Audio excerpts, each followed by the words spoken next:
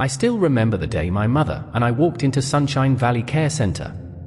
The lobby was immaculate, fresh flowers on the reception desk, soft music playing in the background, and a smiling staff member who greeted us by name before we'd even introduced ourselves. "We've been expecting you," she said warmly. "Let me show you around our community." The tour was impressive. Residents in tidy clothes sat in comfortable chairs, engaged in various activities. The dining room featured linen tablecloths and what looked like restaurant-quality meals. The hallways were spotless, and there wasn't even a hint of the institutional smell we'd dreaded. By all appearances, this was the perfect place for my father, whose advancing Parkinson's had become too much for my mother to manage at home. "This is nothing like the nursing homes I remember visiting as a child," my mother whispered to me, visibly relieved. 3 weeks later, we moved my father in, confident we'd found the best possible care for him. What we didn't know then, but would discover in the difficult months that followed, was how much we hadn't been shown, hadn't been told, and hadn't thought to ask. The pleasant tour had revealed only a carefully curated surface, while the daily reality my father would experience remained hidden behind closed doors and cheerful marketing brochures. I'm sharing this story not to frighten you, but because I believe every family deserves to make this important decision with their eyes wide open. When a loved one, or you yourself, considers moving into a nursing home, knowing what questions to ask and what to look for beyond the polished surface can make all the difference between finding genuine quality care and ending up in a situation that deteriorates your health and diminishes your dignity. Today, I want to share 7 uncomfortable truths that many nursing homes won't voluntarily disclose, truths that my family and many others have learned the hard way. But more importantly, I'll explain exactly what to ask and what to look for to ensure you find a facility that provides the care, respect, and quality of life that every senior deserves. Stay with me until the end, because the 7th hidden truth is perhaps the most important. It's the one that can make the difference between a nursing home stay that supports well-being and one that accelerates decline. And if you know someone who might be facing this decision soon, please share this video with them. The information I'm about to share could save them from making a costly and painful mistake. Let's begin by uncovering the first uncomfortable truth that most nursing homes won't tell you up front. The first uncomfortable truth that nursing homes rarely disclose is that the impressive tour you receive is often carefully orchestrated theater, designed to show you only what they want you to see, when they want you to see it. When my family visited Sunshine Valley, we were given what I now recognize as the standard tour. It was conducted at 10:30 on a Tuesday morning, not by coincidence, but because this is when most facilities look their best. The residents were up, dressed, and engaged in morning activities. The full daytime staff was present. Lunch preparations were underway, filling the hallways with appetizing aromas. What we weren't shown, and didn't think to ask about, were the very different conditions that existed during evenings, nights, and weekends. We didn't see the facility during shift changes, when staffing is at its thinnest.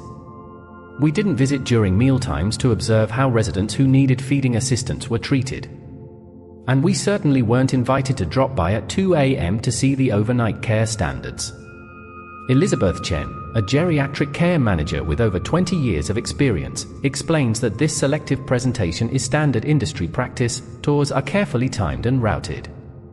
They showcase the newest sections of the facility, the most engaged residents, and the most experienced staff members. It's not necessarily dishonest, but it is incomplete. It's like seeing a carefully edited highlight reel rather than the full program.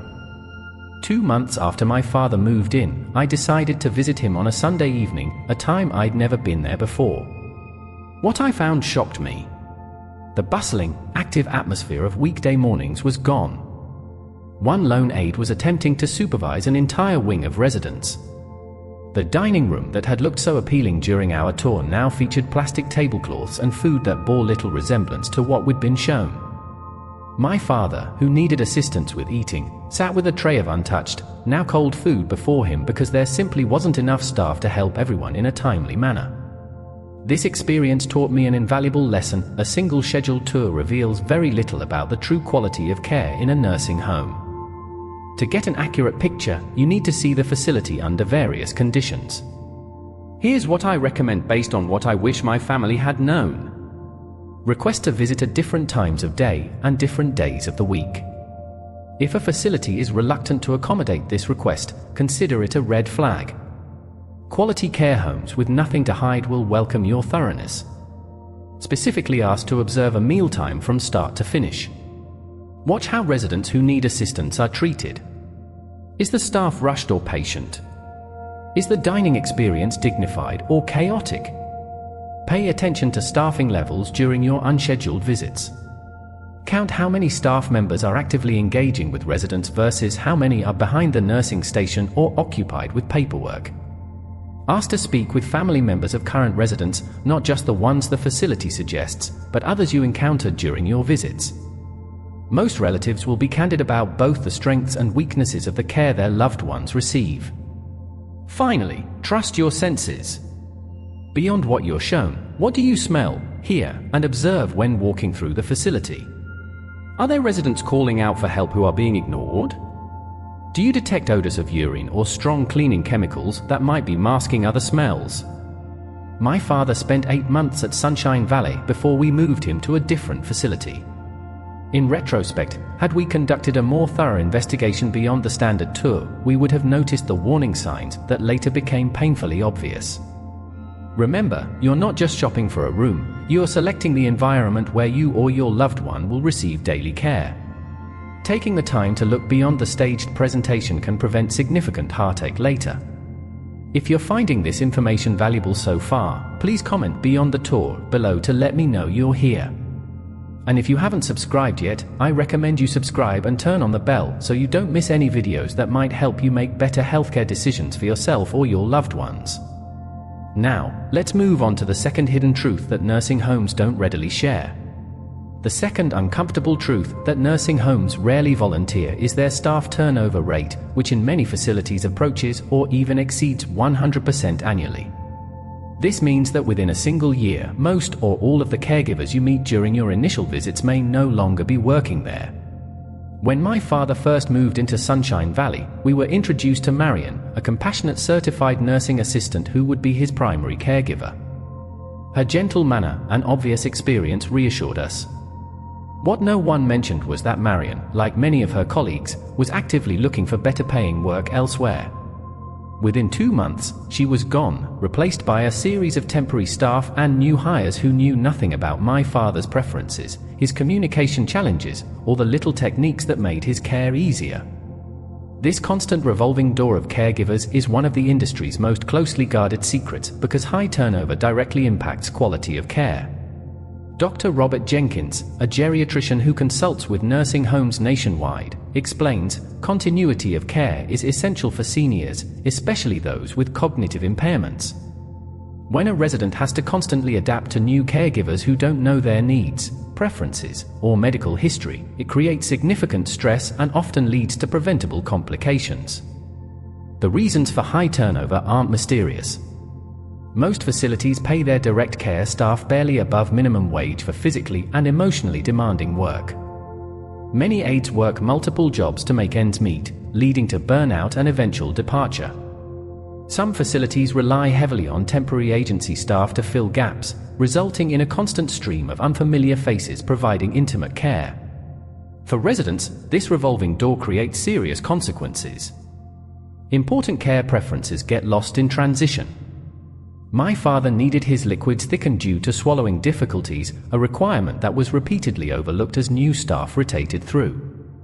Personal dignity suffers when intimate care is provided by a constant stream of strangers rather than familiar caregivers who have built trust and understanding. Medical subtleties that regular caregivers would notice, slight changes in condition, new behaviors, altered eating patterns, often go unreported when staff hasn't had time to learn what's normal for each resident. Perhaps most painfully, residents form attachments to caregivers who then disappear without explanation or goodbye, creating a cycle of loss for already vulnerable seniors. So what can you do to protect yourself or your loved one from the negative impacts of high staff turnover? Based on my experience, here are the crucial questions to ask. First, directly inquire about the facility staff turnover rate for the past year.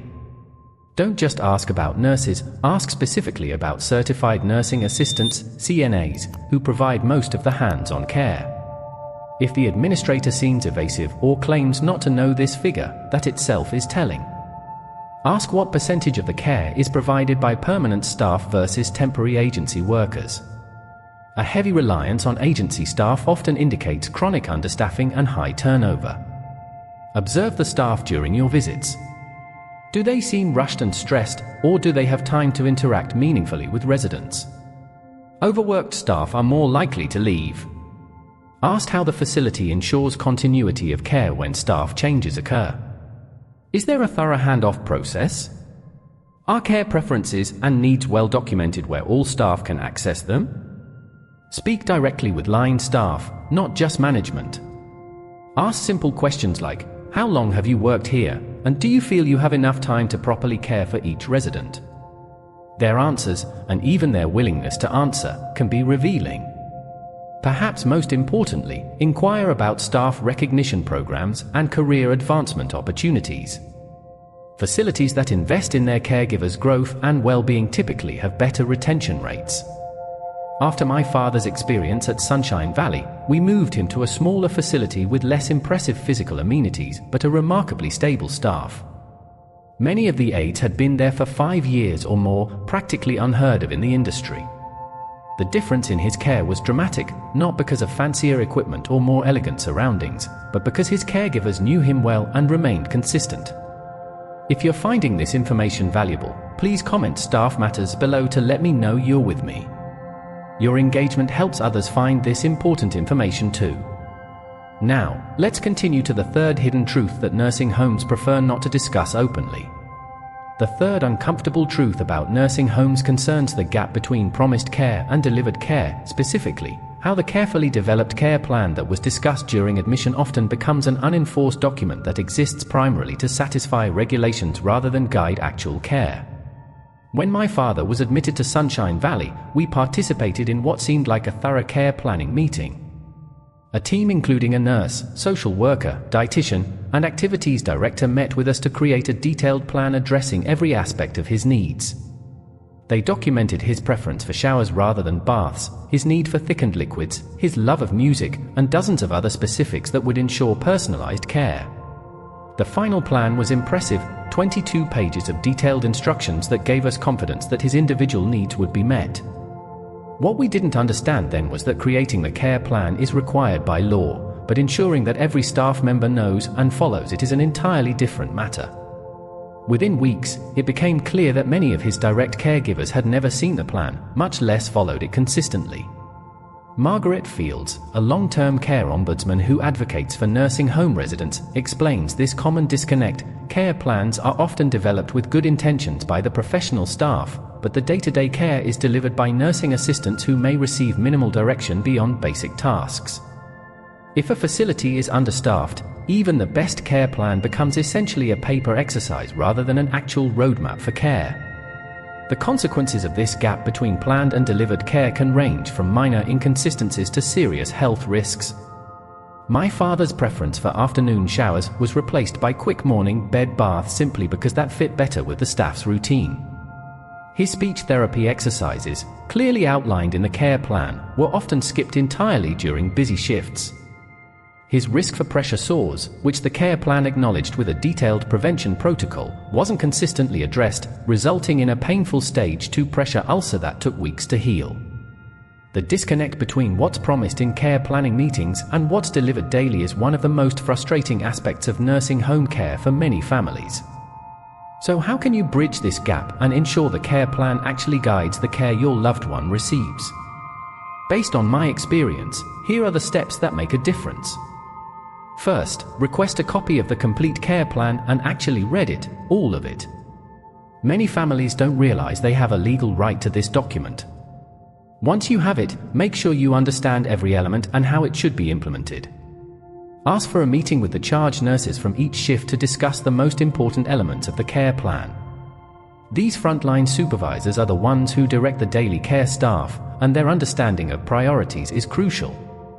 Create a simple, one-page summary of the most critical care requirements and ask for it to be posted in your loved one's room where all caregivers will see it. Focus on the essentials that affect safety and well-being.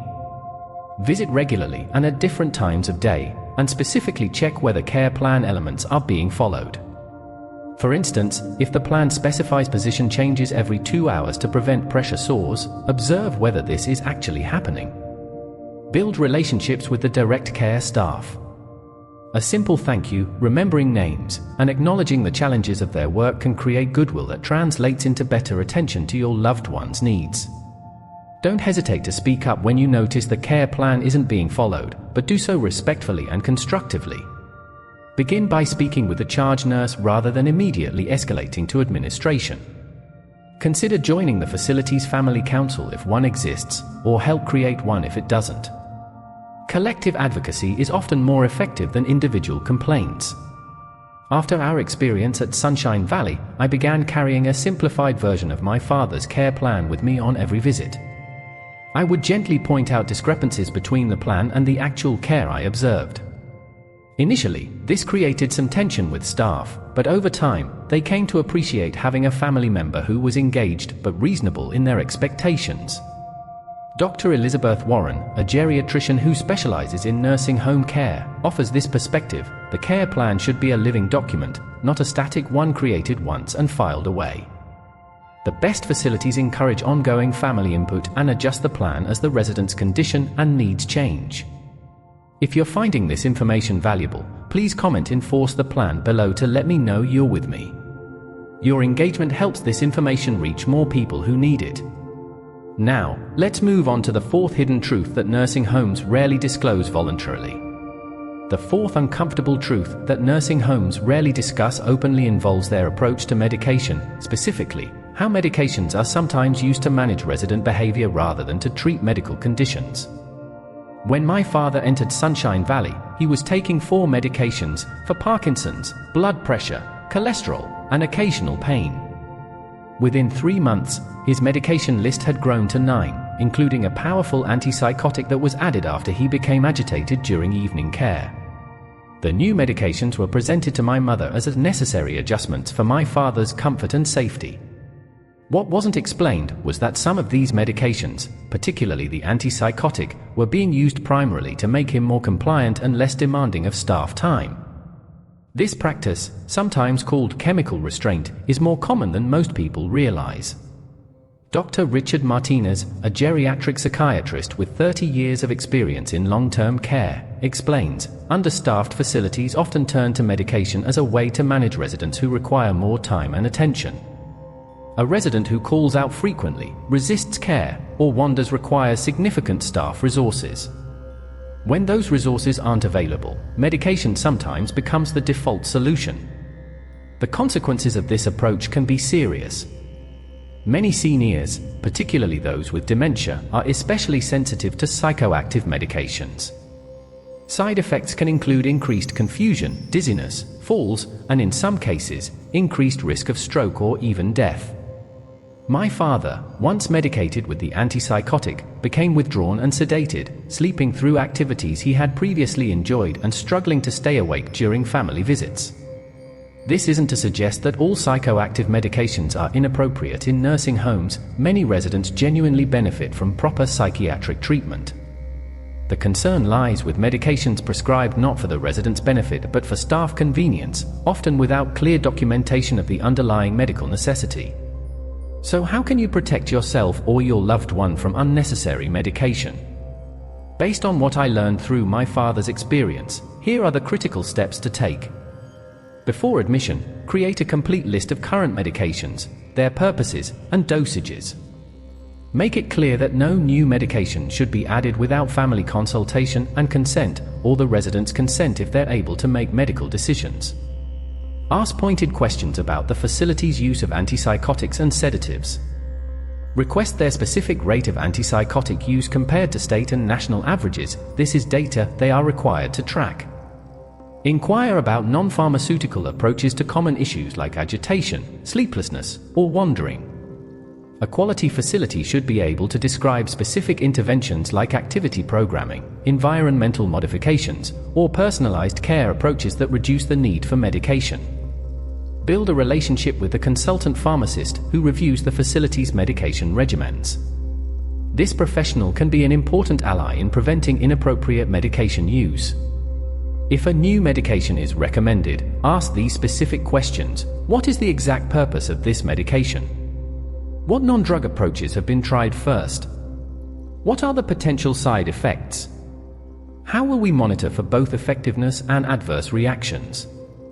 Visit at different times to observe your loved one's alertness level and engagement. If you notice a sudden increase in sleepiness or confusion, request an immediate medication review.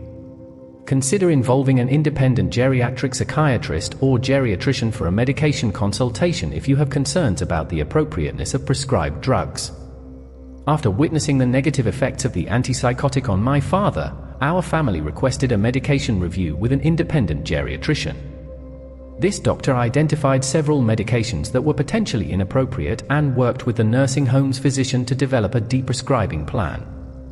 Within weeks of reducing his medications, my father was more alert, more engaged, and showing fewer signs of confusion. Dr. Martinez emphasizes that families should trust their observations. If your previously engaged loved one suddenly becomes withdrawn or excessively sleepy after entering a nursing home, medication side effects should be one of the first possibilities you consider. Don't be afraid to ask direct questions about what medications have been added or changed. If you're finding this information valuable, please comment medication awareness below to let me know you're with me. Your engagement helps others find this important information. Now, let's continue to the fifth hidden truth that nursing homes prefer not to discuss openly. The fifth uncomfortable truth that nursing homes rarely acknowledge directly is that despite colorful activity calendars and social event photographs in their brochures, many residents experience profound social isolation and loneliness in these settings. When we selected Sunshine Valley for my father, the activities program was a major selling point. The calendar posted in the lobby showed something happening every hour: morning exercise, music therapy, art classes, discussion groups, movie nights, and weekend entertainment. The activities director enthusiastically described how each resident's interests were incorporated into personalized activity plans. What we discovered over time was that while these activities did occur, they were often brief, understaffed, and designed for the highest functioning residents. My father, who needed assistance to participate due to his Parkinson's, was frequently left sitting at the edge of the room, technically present for the activity, which could be documented in his chart, but not meaningfully engaged. More concerning was what happened between scheduled activities, long stretches where residents sat in hallways or by nursing stations with no interaction, sometimes for hours. The harsh reality in many facilities is that social engagement is treated as an occasional event rather than a continuous human need. Dr. Susan Johnson, a gerontologist who studies quality of life in nursing homes, explains, "We know from research that meaningful social connection is as important to health as proper medication or nutrition. Yet in the daily operation of many nursing homes, it's treated as an extra, something nice to have when time and staffing permit, rather than an essential component of care." The effects of this social isolation can be devastating. Studies show that nursing home residents who experience loneliness have higher rates of depression, faster cognitive decline, and even increased mortality compared to those who maintain social connections. For my father, the hours of isolation between brief activities contributed to a noticeable decline in his mood, cognitive function, and will to participate when opportunities did arise. So how can you ensure that you or your loved one receives genuine social engagement rather than just occasional activities? Based on our experience, here are the most effective approaches. Look beyond the activities calendar during your evaluation visits. Observe what's happening between scheduled activities. Are residents engaged in conversation, pursuing individual interests, or simply warehoused in hallways staring at walls? Ask specific questions about staffing for activities. How many activities staff members are employed for how many residents? What is their training? How are residents with physical or cognitive limitations assisted to participate meaningfully? Inquire about individualized engagement plans. If your loved one has specific interests, gardening, music, art, current events, how will those be incorporated into their daily experience, not just occasional group activities? Observe an activity session from start to finish during an unannounced visit.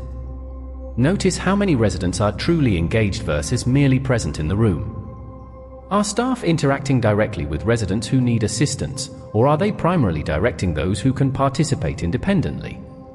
Ask about technology resources for maintaining outside connections. Is Wi-Fi available? Are there tablets or computers residents can use for video calls with family? Is staff available to help with these technologies? Explore whether the facility welcomes and accommodates family involvement in creating social connections. Can you bring a pet to visit? Host a small birthday gathering? Take your loved one to the facility garden or patio for a private visit. Consider supplementing the facility's social offerings with outside resources if necessary. In some cases, hiring a companion for a few hours several times a week can significantly improve quality of life when facility-provided engagement is insufficient. After recognizing the limitations of Sunshine Valley's activity program, our family created a schedule where different family members visited my father throughout the week, specifically during times when no activities were scheduled. We also hired a music therapist to work with him twice weekly, focusing on his lifelong love of classical music. These interventions made a noticeable difference in his mood and responsiveness. Jason Williams, a long-term care administrator with a reputation for quality care, offers this insight: the best indicator of a facility's commitment to meaningful engagement isn't a busy activity calendar, it's what you see happening during unscheduled times. In quality facilities, staff at all levels see social interaction as part of their role, not something that only happens when the activities director is present. If you're finding this information valuable, please comment "Connection Matters" below to let me know you're with me. Your engagement helps others discover this important content. Now, let's move on to the sixth hidden truth that nursing homes rarely discuss voluntarily. The sixth uncomfortable truth that nursing homes rarely acknowledge directly involves the routine sacrifice of residents' basic dignity in service to institutional efficiency. This manifests in ways both obvious and subtle, affecting quality of life as profoundly as any medical care decision. When my father lived at Sunshine Valley, I noticed that despite the glossy brochure's promises of person-centered care and honoring individual dignity, the reality often fell far short. Residents had little say in when they bathed, what they wore, when they ate, or even when they went to the bathroom. These deeply personal aspects of daily life were instead determined by staff schedules, facility routines, and efficiency considerations. The most painful example occurred 3 months into my father's stay.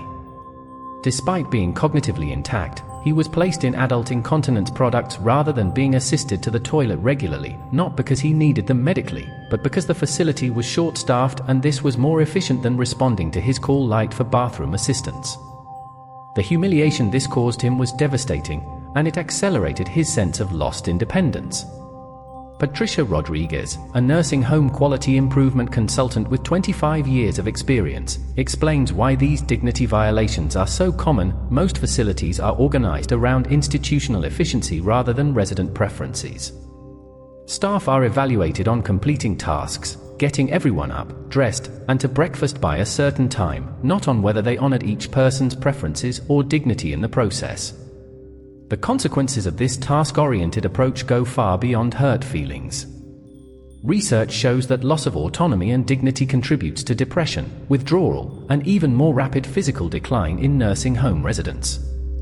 For many seniors, how care is provided matters as much as what care is provided. So how can you protect dignity when institutional efficiency is the default operating model? Based on our family's experience, here are the specific approaches that made a difference. During your initial evaluation of facilities, look for concrete signs of dignity-focused care, not just promises in brochures. Do you see staff knocking before entering rooms? Are residents dressed in their own clothes rather than hospital gowns? Do you observe staff speaking directly to residents rather than talking about them as if they're not present? Ask pointed questions about how specific dignity issues are handled. How do you ensure privacy during personal care? How do you accommodate individual preferences about bathing times and methods? What happens if a resident refuses care on a particular day? Request that specific dignity preferences be documented in the care plan with clear instructions. For my father, we eventually insisted on a care plan addition specifying that he was to be offered toilet assistance every 2 hours rather than using incontinence products. Observe meal times carefully during visits. Are residents who need assistance fed in a dignified manner, or are they rushed through meals? Are bibs used only when necessary, or placed on all residents for staff convenience? Pay attention to how staff address residents. Are they called by their preferred names and titles, Mr. Jones, Mrs. Smith, or are infantilizing terms like honey and sweetie the norm? Language often reveals deeper attitudes about resident dignity. Notice whether residents have control over their personal environment. Can they determine their room temperature when curtains are opened or closed, whether the TV is on or off? These small autonomies matter tremendously. Be present during care whenever possible, especially in the early days after admission. Your presence sets the tone for how your loved one will be treated and demonstrates that someone is watching and cares about the manner of care delivery. After witnessing my father's dignity being compromised at Sunshine Valley, our family created a one-page dignity profile that we posted in his room and shared with his caregivers. It included photos of him in his pre-nursing home life, as a respected professional, father, and community member, along with specific requests about how he preferred to be addressed, groomed, and assisted.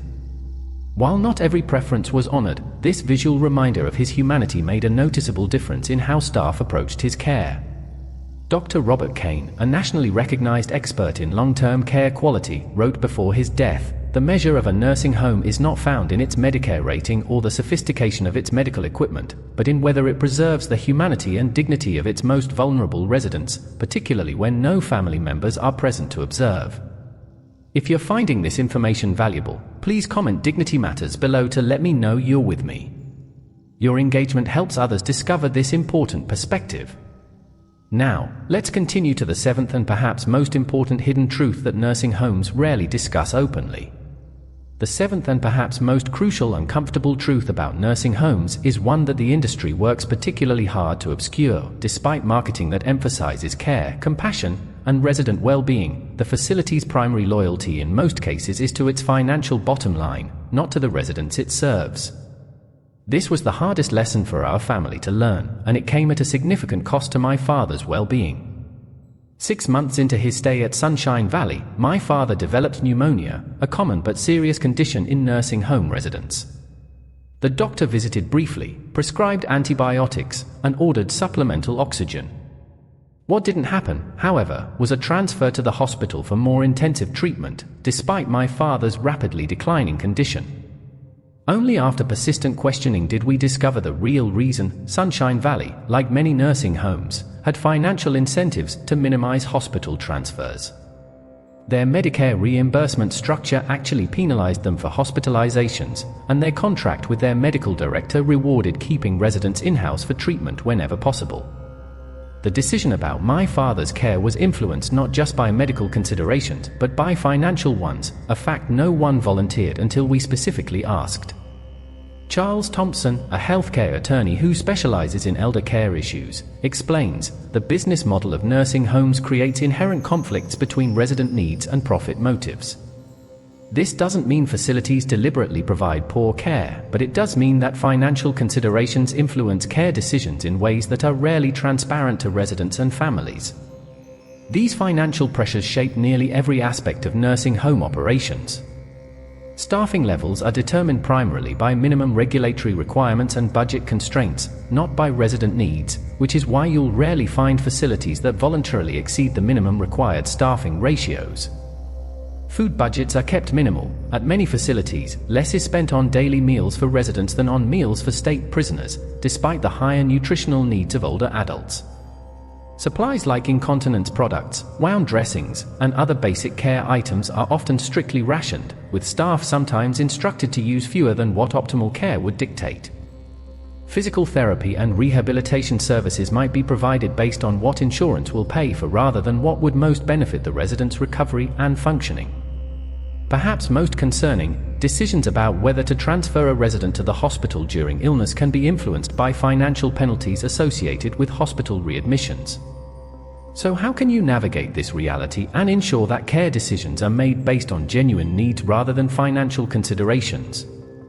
Based on what I learned through my father's experience, here are the key strategies. Research the ownership structure of any facility you're considering. For-profit chains typically have greater financial pressures than non-profit or government-operated facilities. Studies consistently show that for-profit facilities have lower staffing levels and higher rates of quality deficiencies. During your evaluation, directly ask what the facility's hospital transfer rate is compared to state averages. Lower than average rates aren't necessarily a positive sign. They might indicate a reluctance to transfer residents even when medically appropriate.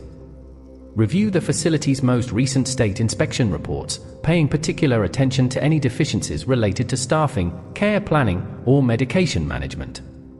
These areas often reflect financial corner cutting. Ask about staff-to-resident ratios for each shift and compare these numbers across facilities you're considering. Higher staffing ratios nearly always indicate a greater commitment to care quality over profit maximization. Inquire about staff wages compared to other facilities in the area.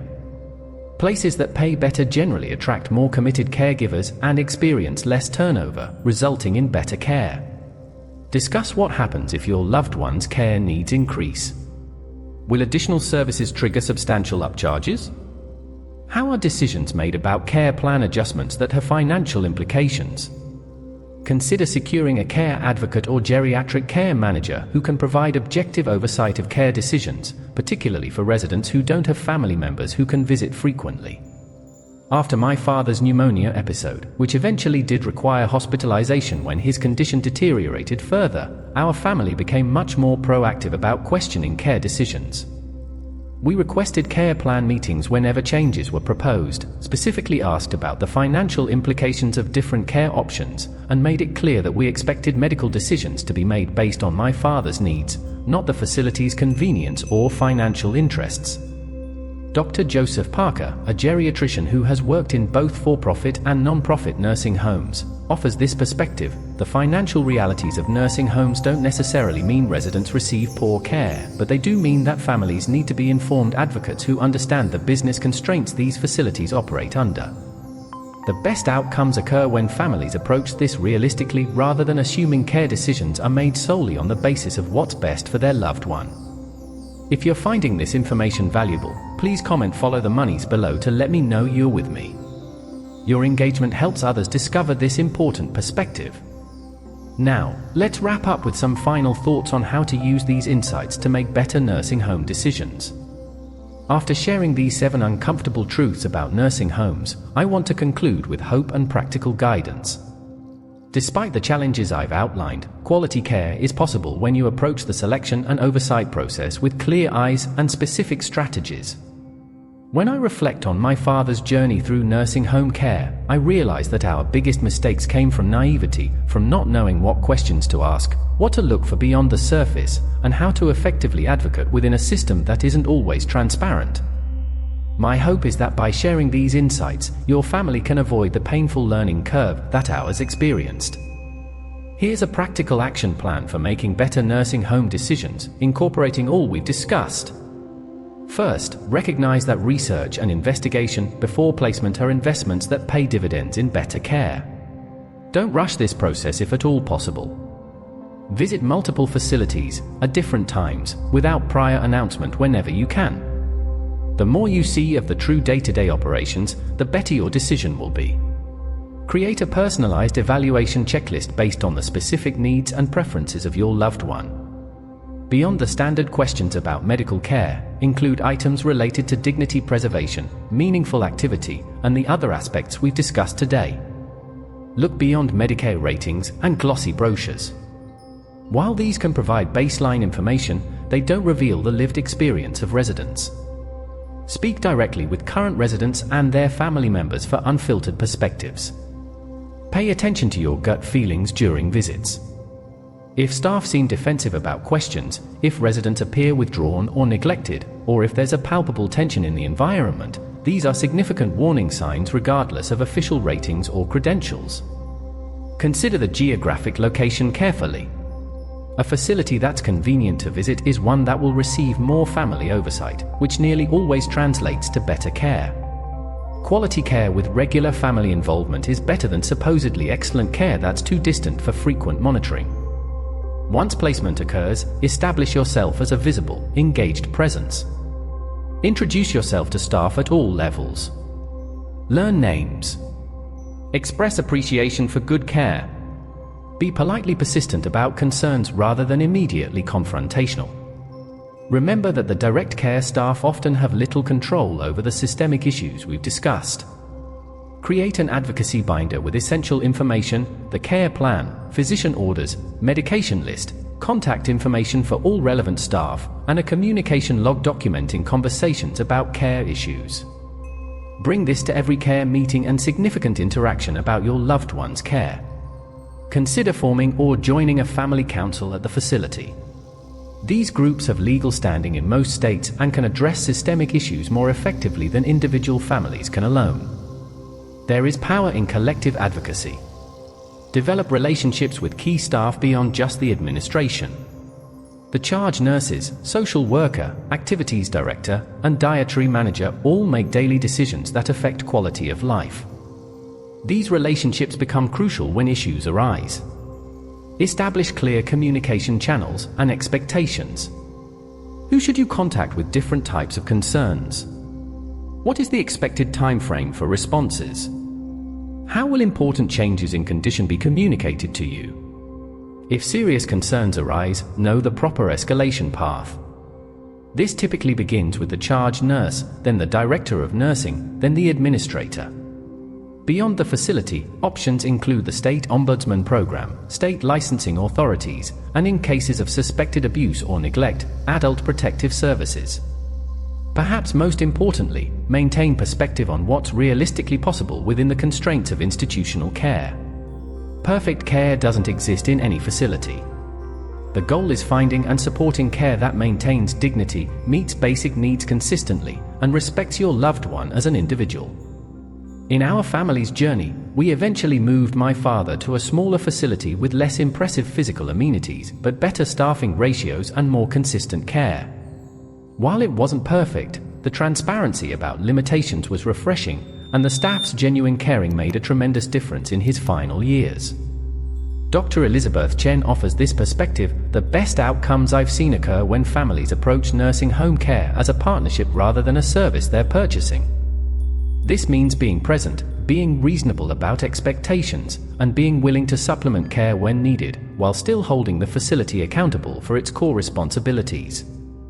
Our experience with my father taught me that while the nursing home system has deep structural flaws, individual facilities can provide compassionate, dignified care when families enter the relationship with open eyes, clear expectations, and a commitment to ongoing advocacy.